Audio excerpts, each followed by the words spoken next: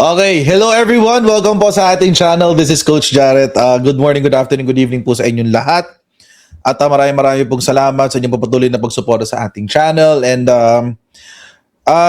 today was a busy day. Pasensya na po, medyo na-late tayo ng 5 minutes. Pero I'd like to give a moment of silence, a minute of silence dahil namayapa na po ang isa sa ating kaibigan. DDS siya, one of the DDS vloggers, but she's a good friend.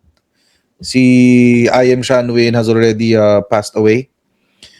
So regardless of our kaming dalawa ni Sean Wayne,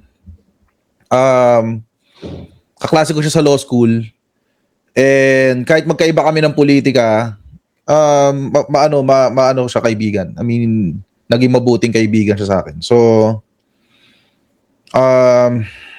yun, nakakalungkot lang. Kasi nga, naging mabuting kaibigan siya sa atin. So kahit na minsan, at saka nagkaroon kami ng usapan dalawa na para walang hadlang sa pagkakaibigan namin, hindi namin pag-uusapan ng politika. So, what's the cause? Ayokong sabihin. I don't think I'm in the position to say that.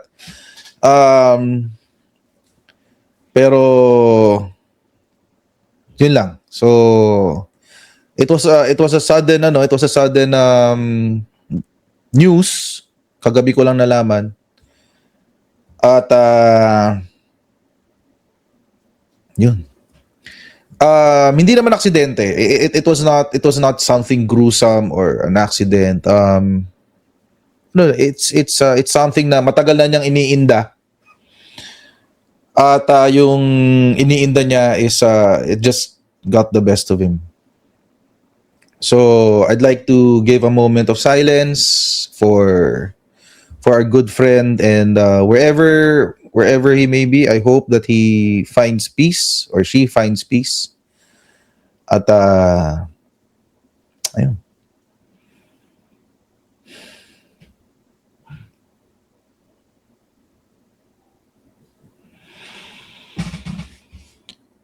Okay. Ayun.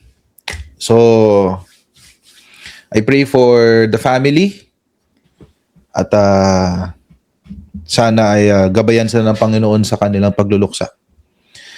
I'll try to I'll try to visit. So, although hindi pa ako kilala ng pamilya niya. So, but again, that's na lang. Respeto na lang natin, ha? Kahit na hindi naman kalaban, pero magkaiba kami ng politika, huwag na natin i-bash. Tsaka yung pamilya niya, huwag na nating kasi masakit mawala ng kapamilya, mga babayan. Kahit na, or kaibigan, in my case, kaibigan. So, ayun. Anyway. Okay.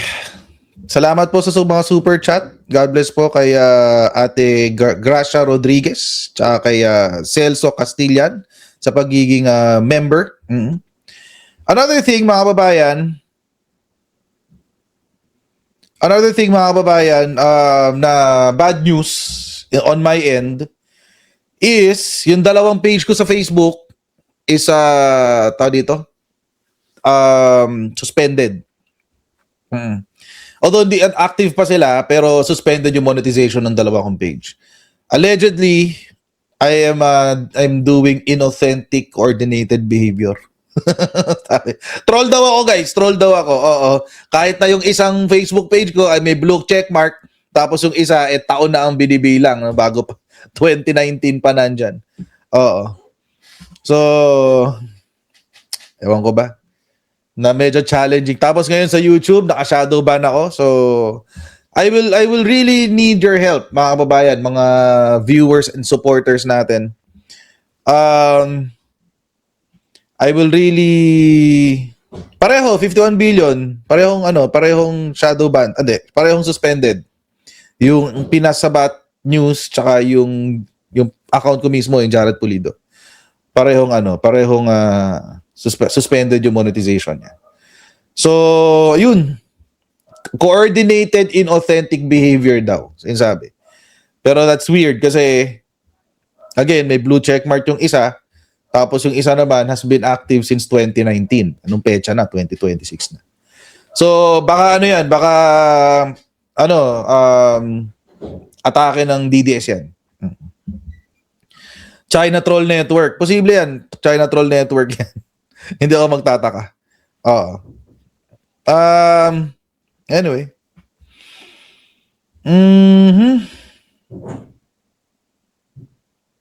Pati BPI apps. Correct. Alam nyo mga babae, nahirapan ako magpasahod today. Totoo lang, nahirapan kami ni Mrs. magpasahod today dahil dyan sa BPI na yan. Ano ba nangyayari sa inyo BPI? 24 hours na. 24 hours na. Nakakabwisit na. Nakakabwisit na. Ang hirap na hirap ko. Nagpunta pa kami ng ano para mag-withdraw ng cash. Diyos ko. My goodness. Anyway. So, now more than ever, I'd ask for your support. So, wag ko natin kalimutan na paki-like itong ating mga content. Yung mga ina-upload ko po sa aking Facebook pages, paki-share po siya. Kasi nga, ang daming issue. I mean, anyway. So, ayun. Patulong na lang po. Okay? Naka 9 minutes tayo, guys. Mamaya na ako mag-shoutout ha, sa second topic na lang, ha? Ano ba tong camera kong isa? Gulo. Okay. Mamaya na ako mag-shoutout ha, sa susunod nating topic. Sa topic 2 na lang, ha? So, ayun. Okay. Kasi naka 9 minutes na ako dito eh. Naghahabol ako ng oras. Diretso muna tayong topic ha. Ate Maria Corazon Monar, salamat po sa inyong super chat. God bless po. Okay. Start tayo sa ating topic. Unahin natin itong kay Jesus Palsis. Actually, mga babayan, I guess marami na rin nag-comment tungkol dito. And pwedeng ako na yung pinakahuli na magko-comment dito kasi nga panggabi ang schedule ko.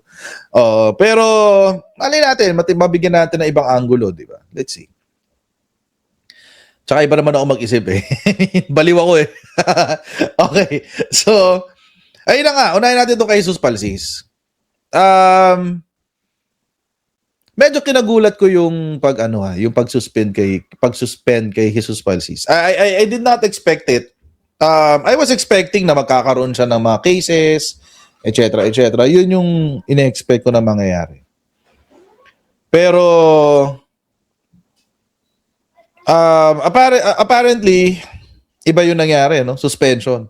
And ang tagal na, mga babayan.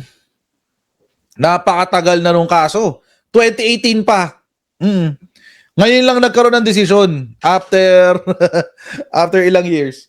After 8 years. Ayun ako sa mate. Ano ba? 2018. Mga ganun. So weird, no? Ang weird. Sobrang weird na nangyari. Hindi ko in-expect na ngayon pa magkakaroon ng ganyang decision. It took a while, napakatagal ah. At anyway. Oo. Bakit daw walang notification, sabi ni Ate Daisy? Kasi nga naka-shadow ban po ako sa YouTube. Kaya i-check nyo po yung aking Facebook page. Basta 10:30 to 11, i-check nyo kung may announcement ako ng live stream. Oo. Kasi nga po naka-shadow ban ako. Mass report. Biktima na naman ako ng mass report. Anyway. So, ito nga yung nangyari kanina kay Atty. Palsis. Ito. Yan. Lawyer Jesus Palsis suspended by Supreme Court over tweets on sibling and Chris Aquino. Na-topic natin ito matagal na eh. 2019, 2018, around 2020. 2019, 2020, na-topic natin to. Kasi nangyari, si Nico Falsis na EA yata o basta katrabaho ni Chris Aquino, nung business manager yata, nakatrabaho ni Chris Aquino. Nagkaroon sila ng away ni Chris Aquino. Oo. Tapos nag-away sila, inakusahan ni Chris Aquino, si Nico Palsis, na tawag dito, na yung kanyang kapatid ni Jesus Palsis, si Nico Palsis, inakusahan niya ng qualified theft. Nagnakaw daw ng pera. Nagnakaw daw. Tapos, anong nangyari? Nung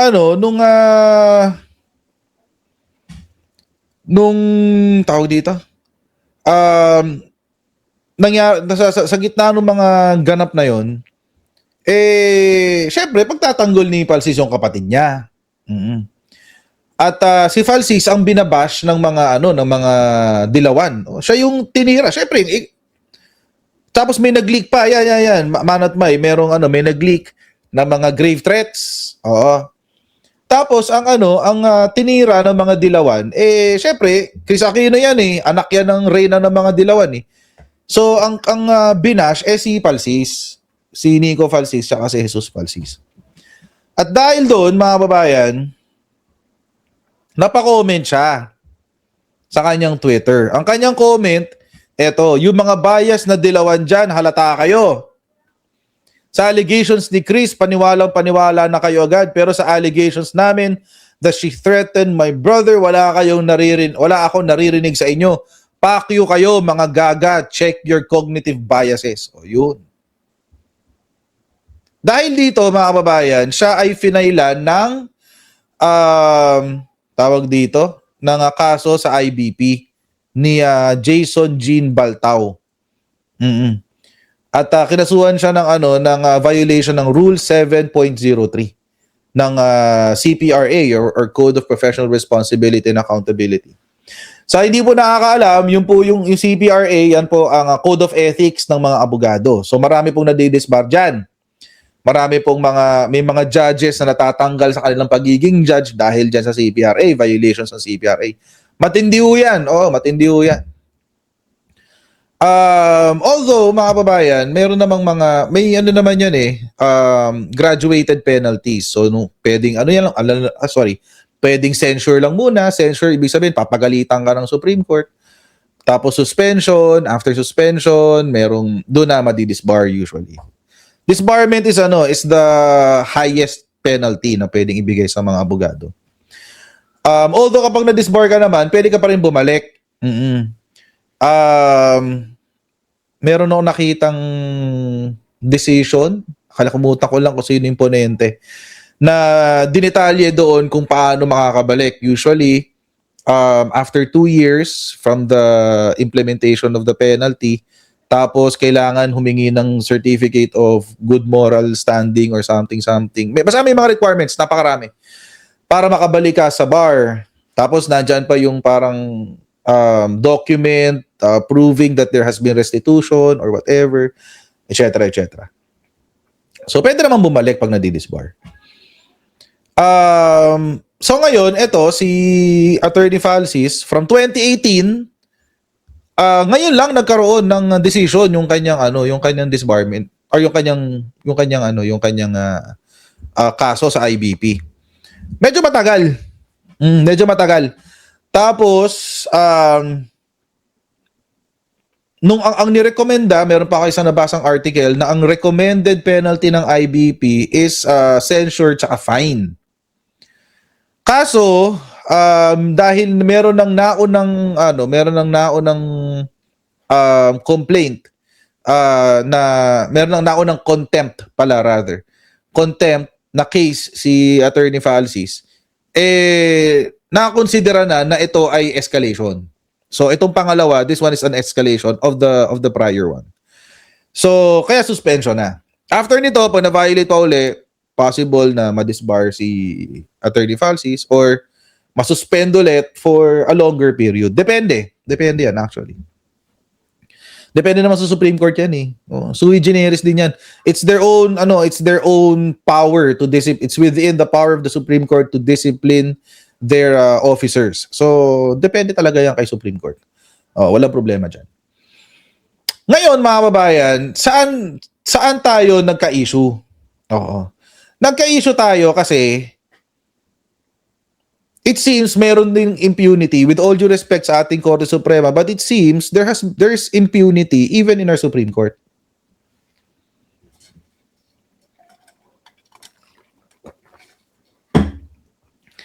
Kasi kung mura at mura lang ang pag-uusapan, naman.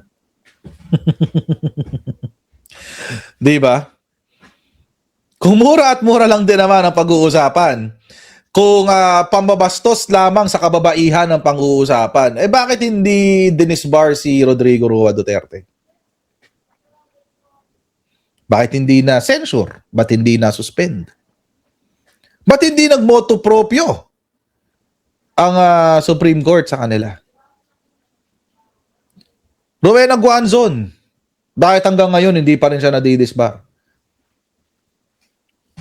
From what I know, meron naka-file na disbarment sa kanya. Bakit hanggang ngayon hindi pa siya nadidisbar? So, yung isa, nanapak ng sheriff, di ba? Baka nakakalimutan lang natin. Anyway, sumagot dyan si Attorney Jesus Falsis. Ito yung Facebook account niya. Sabi niya, I accept the wisdom of the Supreme Court to suspend me for 1 year. All lawyers are under the disciplinary power of the court and I am no exception. Okay, back in 2018, 2019, I was fighting for the life and liberty of my brother and my family's safety and reputation. I felt helpless and powerless except for my small voice on social media. We were nobodies and I was screaming against the void. If being suspended is the price I have to pay for defending my family, then it is a price I will pay in any lifetime. Ganyan naman talaga tayo mga Pilipino. Basta pamilya, dapat ganyan. Okay. I recognize that words contained in the tweet have power and my choice of words should have consequences. All lawyers, with emphasis on all, should be held accountable for their words and actions. That is why I prostrate myself to the Supreme Court for disciplining me. In the same vein, I beg the Honorable Court to resolve the pending disbarment cases of former President Rodrigo Duterte and Vice President Sara Duterte to show that indeed no one is above the law. Actually, doon lang tayo sa truth. Doon lang tayo sa real. Oo. Doon lang tayo sa totoo, mga kababayan. Bakit nga, mga kababayan, it's taking a long time for the Supreme Court to decide on the cases filed against Sara Duterte and Rodrigo Duterte. Example, November 26, 2024, Supreme Court mismo ang nagsabi that it received anonymous disbarment complaint versus Sara Duterte. 2024, November 26, naibalita ito. In-announce yan ni Attorney Camille Suting, of course, yung spokesperson ng Supreme Court. Just this month, the Supreme Court received an anonymous complaint regarding her statements about the late President Marcos. Ito yung ipapahukay doon niya si Apolacay at itatapon sa West Philippine Sea. Kung nakakalimutan nyo na, mga kababayan, wait lang. Paalala ko sa inyo. Andito pa yata yung video ko niyan eh. Eto. Yan. Ang papa niyo po ang naggawa ng desisyon against all Filipinos na may libing si Marcos Sr. sa libigan ng mga bayani. Ano na po ang nangyari ngayon? Nakalimutan na po ba ng nakaupo ngayon? Maraming salamat po. Hindi ko alam. Pero isang beses sinabihan ko talaga si Senator Amy. Sabi ko sa kanya, kung hindi kayo tumigil, hukukayin ko yung tatay ninyo, itatapon ko siya sa West Philippine Sea. Sinabihan ko si Senator Amy. One of these days, pupunta ako doon, kukunin ko yung katawan ng tatay niyo, tapon ko yan doon sa West Philippine Sea. I don't think sumagot siya. Hindi ko maalala. Nandun pa yun sa group chat. Merong mga nakakita. may ibang tao. Pero Senator Amy naman, kilala niyo naman siya, di ba? Diretso yan magsalita. Hindi din yan, hindi siya, she's I believe, a sincere person. Saan na tayo? Yes, sir. So, Oh, di ba? yes. Just a very quick follow-up. The conversation happened between you and Senator Amy. You mentioned natatapon. Hindi kasi conversation yun eh, group chat yon. Tapos, noong banat sila ng banat, sinabihan ko na talaga siya. Sabi ko, one of these days, hukayin ko talaga yan. Tapon ko yun at sa Philippine Sea ang tatay ninyo.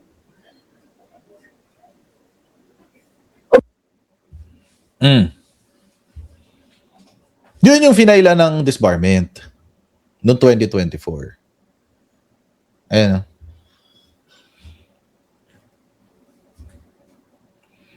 Hindi lang yan violation ng law.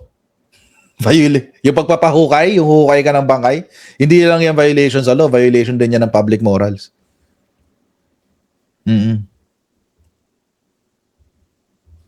So yan yung unang yan yung isang disbarment complaint na i-file sa kanya. May dalawa pa, may pangalawa pang disbarment complaint. So yung pangalawa galing kay Attorney Larry Gadon. Ito yung nag-file siya ng disbarment complaint kasi dahil sa ito yung sa pagmumura niya sa isang report, sa isang live stream, tsaka pagbabanta sa buhay ng Pangulo, ng First Lady, at ng then House Speaker Martin Romualdez. Ito. Ito yun. Ito yung pagmumura niya. Ito yun. Para lang maalala natin lahat. Ang ina ninyong lahat. Martin Romualdez, Lisa Marcos, Bongbong Marcos.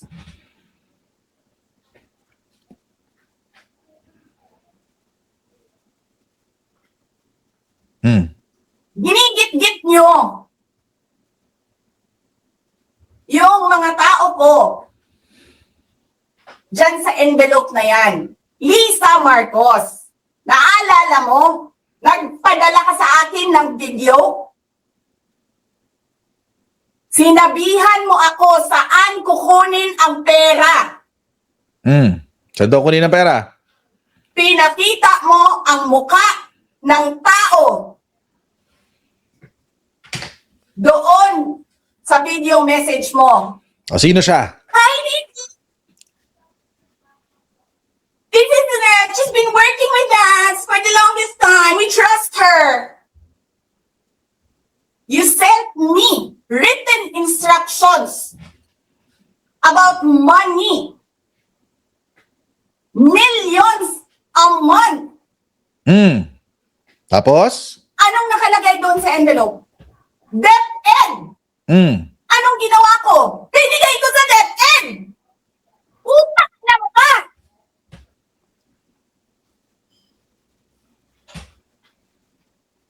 Wala ka kang posisyon sa gobyerno. Namimigay ka ng pera ng gobyerno eh. Paano yung nakaposisyon sa gobyerno na ginagamit na personal money ang pera ng gobyerno? Di ba, Sarah? 125 million in 11 days. Ay! Si Martin, yung tangal, yung kasama ko sa office of the Vice President. Grabe, nakiklip yung audio niya. Oh. Sobrang lakas ang boses siguro. Sasabihin nyo sa mga tao, nakaw yan, confidential funds yan. Niwala nga kayong isang proof na confidential funds yan. Naniwala lang kayo sa isang babae na ang pangalan ay Gloria Mercado na nagsabi confidential funds yan. Alam nyo mga kababayan, hindi kailangan manggaling sa confidential funds yung bribery. Kahit personal money niya. Basta siya ay merong binribe and it is for favor, yun na yun. Hindi niya kailangan patunayan sa confidential funds yun. Na hindi nyo nga nilabas na wala pang confidential funds, meron ng white envelope. Kasi 2022 pa lang, ang ina mo ka, Yeah. Diba? may utos na ng pera sa DepEd. Kailan 2022? 6 months yan eh. Tapos kami yung nagsisinungaling. O naman. Nagpipigil ako eh. Matik na. Nagpigil ka pa niyan? Kasi gusto ko lang magtrabaho. Gusto Nagpigil ba ko siya lang dyan, guys? Tapusin nyo na yung puting ng show ninyo dyan sa House of Representatives para makabalik na kami sa trabaho namin. Ah. Yan. Yan yun. Ito yung pangalawang disbarment complaint. Si Attorney Gadon ang nag-file. Hindi pa dyan natapos. Ito pa yung isa. Ito. Alam ma'am, sa security ko, kasi may kinausap na ako na tao.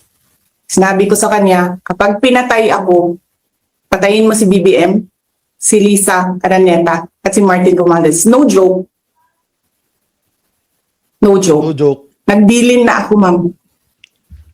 Pag namatay ako, sabi ko, huwag ka tumigil hanggang hindi mo mapatay sila. And then he said yes. So, alam mo ma'am, yan ang lagi kong sinasabi sa Makabayan Blog nung mayor pa ako. Ang laban, wala dyan sa EDSA ma'am.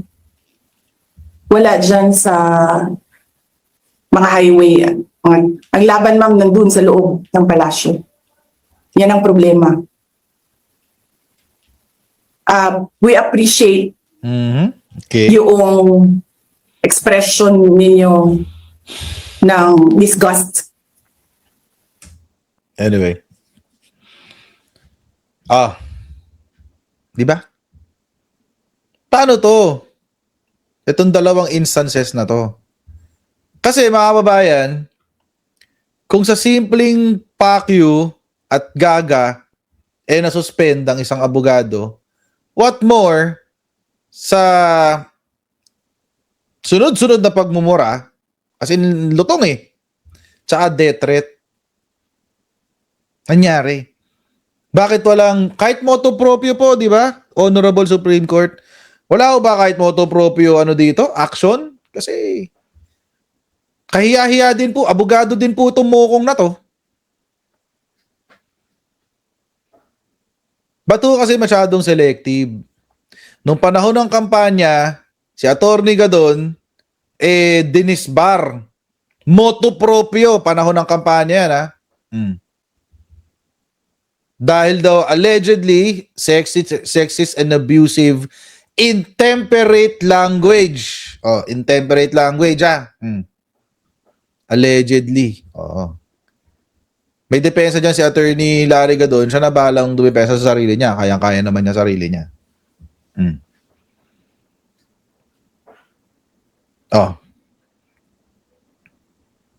Motu proprio to. Ibig sabihin, the court had motu proprio taken cognizance of the video clip. See, Honorable Supreme Court, baka naman you can also motu proprio take cognizance of these two clips. 2024 pa ho ito. 2 taon na hong lumipas.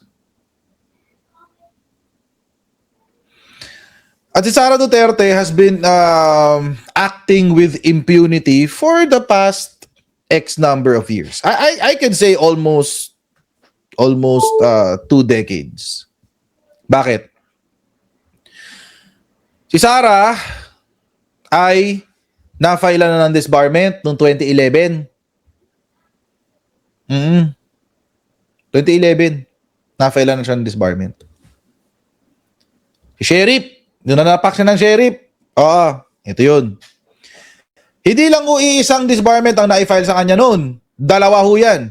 Isa ho, galing sa Sheriff mismo na sinuntok niya. Pangalawa, doon sa asosasyon ng mga Sheriff. Ayan mga court sheriff, national officers of the Sheriff's Confederation of the Philippines. Nag-file din ng disbarment.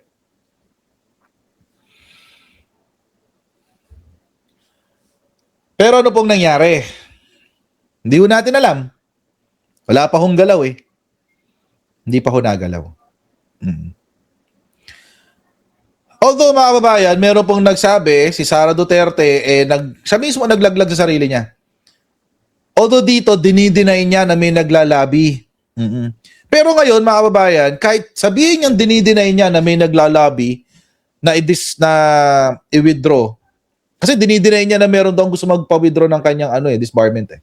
Ito yun, 2018. Sabi, I have never asked any complainant or witnesses to withdraw their disbarment case against me, as I have always maintained that I will face the consequences of my actions on that fateful day of July 1, 2011. So, ang pinapakalat niya, hindi, walang lumalakad tong kaso ko. Walang nakikiusap na na pigilan yung aking kaso. Siyempre, mga kababayan, sino ba naman nakaamin? Boba si Sara, pero hindi siya ganun kaboba. Pagdating sa mga semi or quasi-criminal, sa mga quasi-criminal activities niya, syempre hindi siya aamin. Ba't siya aamin? Di ba? Ako naniniwala, mga kababayan, na meron talagang naglalakad nang huwag pansinin yung kanyang disbarment cases. Bakit? Kasi simula 2011, hanggang present, walang nangyayari. Ilan na to? 1, 2, 3, 4 na disbarment cases. From 2011 hanggang 2025. Ano nangyayari? Bakit walang aksyon ang Korte Suprema up to present? Sabi ko nga sa misis ko kagabi, nung pinag-uusapan namin to, sabi ko sa kanya, alam mo lang, hindi ako mapipigilan ng mga gantong balita para mag-stop sa pag-aaral ko na maging abogado. Pero nakaka-disappoint. Nakaka-disillusion. Oo. Nirerespeto ko pa rin ng Korte Suprema.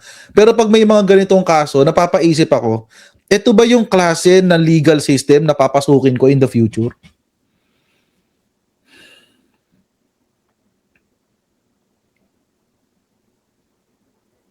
Ito ba yung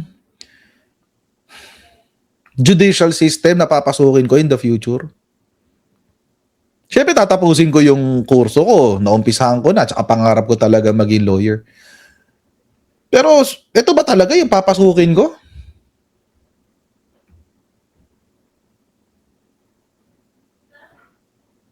Nakaka-disappoint eh. Nakaka-disappoint. Na bakit yung... It seems, again, I'm not saying that the Supreme Court has double standards, but it seems, with due respect sa Korte Suprema, it seems there are double standards. Case in point. Hindi naman natin kinu-question ang wisdom ng Korte Suprema sa impeachment. Nagdesisyon na sila. Sila ang final arbiter of all legal controversies. Sabi ni Jill Monforte, Coach, ihanda mo sarili mo sa reality. Yun na nga. Yun na nga yung pinaghahandaan ko eh, Ate Jill. Oo.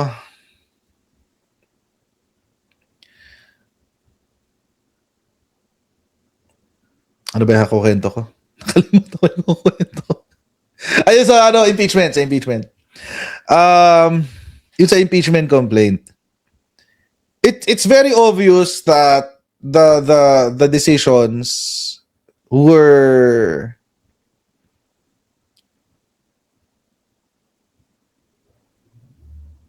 it was adjusted. Yun na lang masasabi ko. Oo. Kasi nung unang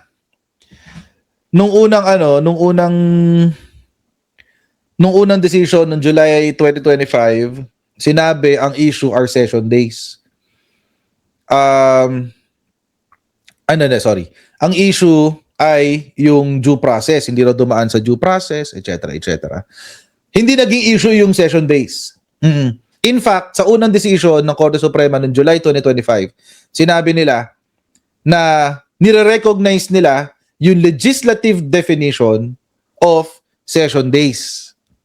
Fast forward 2026, January 2026, naglabas ng decision ng Korte Suprema sa motion for reconsideration na isinumite ng House of Representatives.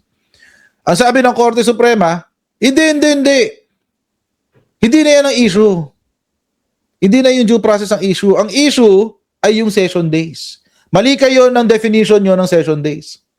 Ang session days, in the context of an impeachment, is the calendar days whenever Congress is in session. Ay, nag-iba na. Nag-iba na ang rules ng basketball. Oh, imagine niyo, ito sa mga nagba-basketball. NBA ay tapos na pala yung finals, di ko na magagawa example. Tapos na yung finals, no? Di ko sinabaybayan eh. Ito na lang. FIFA na, di ba? FIFA season na. Ito na. Imagine sa mga fans ng football, soccer, ayan, sa mga fans. Sa gitna ng laro, naka-goal yung isang team, all of a sudden, nagbago ang rules. Magwawala. Magwawala ang mga fans. Oo. Magwawala ang mga fans. PBA ngayon, finals ng PBA. Oh, sige, PBA. Sabi natin PBA. PBA finals, okay. PBA. Championship. Kung sino man yung sabihin natin Hinebra pa rin. Sabihin natin Hinebra pa rin. Last 2 minutes, lamang ang kalaban ng 2 points. Tapos yung pambato natin sa Hinebra, naka 3 points, lamang ngayon ng isa, last 10 seconds. Halimbawa last 10 seconds. Sa last 10 seconds, naka 3 points ang Hinebra. Di lamang ng isa ngayon ng Hinebra. All of a sudden, sinabi ng PBA, hindi counted yung 3 points. Bakit? Kasi lumampas siya ng kasi nasa loob siya ng 1 millimeter ng 3-point line. Oo. Yung sapatos niya kasi pumasok dun sa ng 1 millimeter sa 3-point line, so hindi counted. Ganun. Bawal lang. Nagbago ang rules within the game. So, pero dahil hindi naman katulad ng basketball ng Korte Suprema at ang ating batas, lulunukin na lang natin lahat yan. Wala tayong choice. Wala tayong choice, mga kababayan. Lulunukin na lang natin yon ng walang question. Kasi Supreme Court na yan wala na tayong pupuntahan pagkatapos niyan. 'Di ba? So, ganun yung nangyari sa impeachment ni Sara Duterte. Binago yung rules while the game is happening. Di ba? Di ba, Ate Annabeth? Salamat po sa inyong super chat. Ayan, Belgium daw siya. Salamat po. Ayan, sa inyong super chat. Go Belgium daw. Ayan. Nagbago ang rules tapos pabor sa kalaban. Correct. Yun nga. Ayun. So, And alam niyo mga kababayan, yung imahe na yon will be hanging over the heads of the Supreme Court under Gesmundo. Yung mga ganitong klaseng circumstances kung saan it seems lang naman hindi ko sinasabi na meron. It seems merong double standard. Alam niyo, nakakatawa pa nga meron ito I guess this is the proof of the pudding. Ito si Marcoleta. Kasi may sinabi si Marcoleta kanina or kahapon pala. Tungkol diyan, related din sa Korte Suprema, mga kababayan. May sinabi siya tungkol diyan kahapon or kanina. Pakita ko lang sa inyo. Kasi nagrereklamo siya na baka raw yung kanilang pagpunta nila sa Korte Suprema ay yung panalo nila or yung perceived panalo nila sa Korte Suprema ay maaantala kung papalitan si Gesmundo. Tingnan nyo ito yung sinabi niya. Nangangamba ang Cayetano Block sa posibleng pag-aksyon ng Korte Suprema sakaling iakyat nila ang issue ng Senate leadership. Napipinto na raw kasi ang pagre-retiro ng punong maestrado at ang Malacanang ang pipili ng kapalit nito. Ang detalye sa Agenda Weekend Report ni Dexter Ganibe ng Abante. Nanindigan si Senador Rodante Marcoleta, tanging ang Korte Suprema lang ang magtutuldok sa anyay nagpapatuloy na power struggle sa Senado. Kasunod ito ng pagbasura ng kataas-taasang hukuman sa petisyon ng isang school teacher para sa quorum sa Senado noong June 3. Pero hindi kasi tinalakay sa pasya ng SC ang merito ng petisyon dahil tanging sa legal standing ng petitioner nakabase ang pagbasura sa petisyon. Correct. Sabi ni Marcoleta, maaari naman sanang isinama na ng mga mahistrado ang pagtalakay sa merito ng petisyon sa ngalan ng transcendental nature ng SC. Nanindigan si Marcoleta Transcendental na importance. hindi sapat ang pagkilala ng liderato ng House of Representatives maging ng Malacanang sa liderato ni Senador Win Gatchalian dahil Korte Suprema niya ang final arbiter. Kaya sabi ni Marcoleta, maaring gawin ng kampo ni Senador Alan Peter Cayetano ang dumulog sa kataas-taasang hukuman. Pero may nakikita si Marcoleta na maaring maging balakid kung maghahain sila ng petisyon sa Korte Suprema para humiling balakid? ng temporary restraining order o kaya ay status quo ante order. Anong balakid? Anya, nakatakda ng magretiro sa Nobyembre 6 si Chief Justice Alexander Gismundo. Tapos? 10 sa kasalukuyang nakaupong mahistrado ng SC ang nagpahayagan niya ng pagnanais na maging sunod na Chief Justice. Ang Tapos? nasabing sitwasyon, posible raw maglagay sa alanganing sitwasyon sa anumang petisyon na ihahain kaugnay ng power struggle sa Senado dahil ang Pangulo ng Pilipinas ang pipili ng ipapalit na Chief Justice.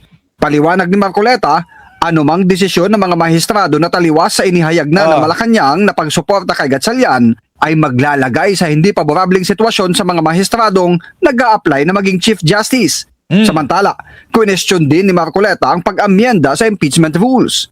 Sabi ng senador, dapat isagawa ang pag-amyenda kapag nakakonvene ang Senado bilang impeachment court at hindi bilang isang legislative body. Inamyendahan ang impeachment rules noong June 3, huling araw ng first regular session ng 20th Congress, kung saan naaprobahan ang probisyon na maaring Anyway, saka na natin pakinggan yung sinasabi ni Marcoleta. Basically, yung sinasabi ni Marcoleta, mga kababayan, kung magpapalit ng Chief Justice, mapupurnada yung mga plano namin. Pag dumulog kami sa Korte Suprema, baka mapurnada yung mga plano namin. Kasi, Malacanang ang mag-a-appoint ng Chief Justice eh. So, are you saying, Rodante Marcoleta, na ang justices natin ay tawag dito? Sumusunod sa utos ng ibang tao na hindi mahistrado? Are you saying that our justices are beholden to whom? To the person who appointed them? Yun ba ang gustong sabihin dito ni Rodante Marcoleta? Kung ibalik ko sa kanya yung sinasabi niya na more than 80% ng mga inappoint na justice ay galing kay Duterte. Can we say the same thing? Na itong mga kaso na inihahabla kay Duterte ay naiimpluwensyahan ng pagiging beholden nitong mga justices na to kay Rodrigo Duterte? Imoto proprio nyo rin to, Supreme Court, kung ano-ano pinagsasabi tungkol sa inyo.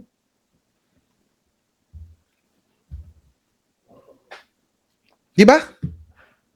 Ganun lang yun eh. Kasi yun ang sinasabi ni Rodante Marcoleta.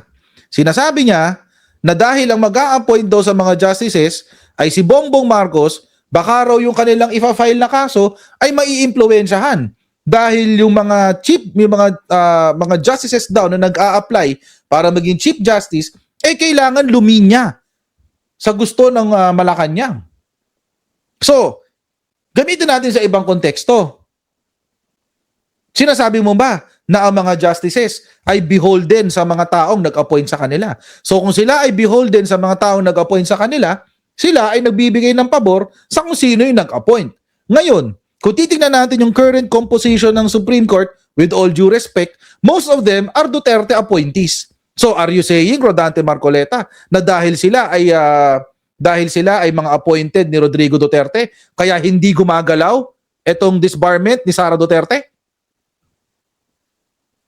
Kaya hindi gumagalaw yung disbarment ni Rodrigo Duterte? Kaya naipanalo ni Sara Duterte yung kanyang impeachment case sa Supreme Court? Is that what you're saying? I refuse to believe that, and I don't want to believe it is true. Ayokong isipin na totoo yan. Pero again, mga kababayan, iba ang sasabihin ng realidad. Yun lang. Yun lang. Sana, with all due respect to the justices, to the honorable justices of the Supreme Court, from a person who is aspiring to be a part of the judicial community, the legal community of the Philippines. Pakinggan nyo po kami. Sana po hindi namin kayo makitaan ng double standard.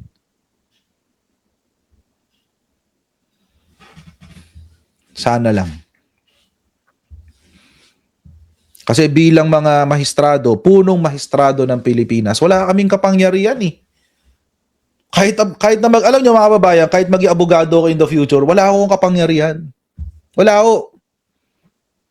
Kasi ang dulo ng kapangyarihan sa judicial community, sa legal community ng Pilipinas, ang rurok ng tagumpay, kumbaga, ang pinakamakapangyarihan ay ang Korte Suprema.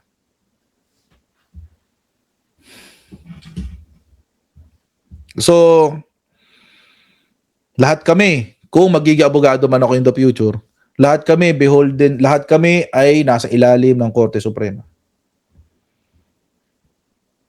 So sana lang. I can only pray that our judicial system, our Supreme Court will not show any favors to anyone.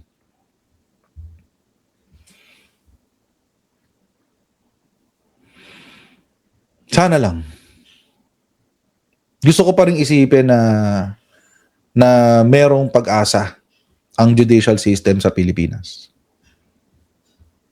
Sana. Umaasa lang ako na ganun. Hindi natin talaga alam kung ganun ang mangyayari. Pero aasa tayo. Yun naman ang kaya natin gawin eh. Umasa. Diba?